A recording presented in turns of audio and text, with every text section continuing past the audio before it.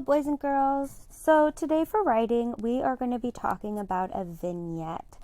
Vignettes are a type of narrative, and if you remember correctly, a narrative is a story, but they're really short stories. So basically, like this article says, it's a snapshot in words. I'm going to read you this first vignette as an example of what a vignette is, and then we're going to talk about how to write one correctly. Tomorrow we'll be starting to gather ideas on it, but I wanted to give you an example today. So, and also you guys don't have any notes on what a vignette is, just so you know.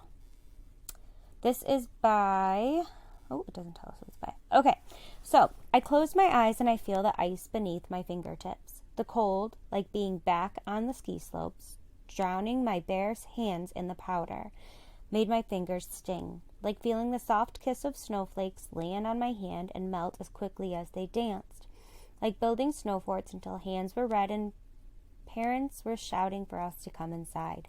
But it wasn't just the cold of the winter or the frozen beauty of the mountains. It was the warmth that was brought from it by drinking hot cocoa with friends next to the fire, talking and laughing with the heater on full blast. Suddenly, I jerked my hand out of the freezer and I tugged it to my chest, and the once warm memory of the cold December day was gone. Now, as you can see, it says vignettes are a short, colorful, and they're packed with emotion.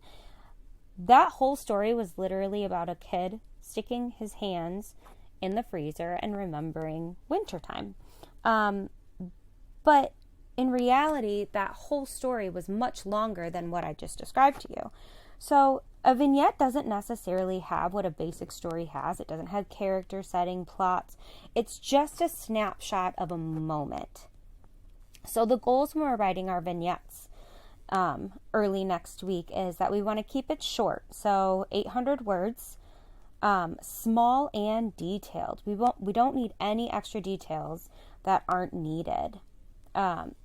We want to make sure we focus on the details with the senses. So what you see, what you hear, what you feel, what you smell, what you taste, those will really bring your reader into the moment. You need to express emotion. So if you were angry at that time, we need to be able to feel that anger. And I also want you to realize that we're writing about a moment, which is like the atmosphere. We're not writing a full-on story that has beginning, middle, and end.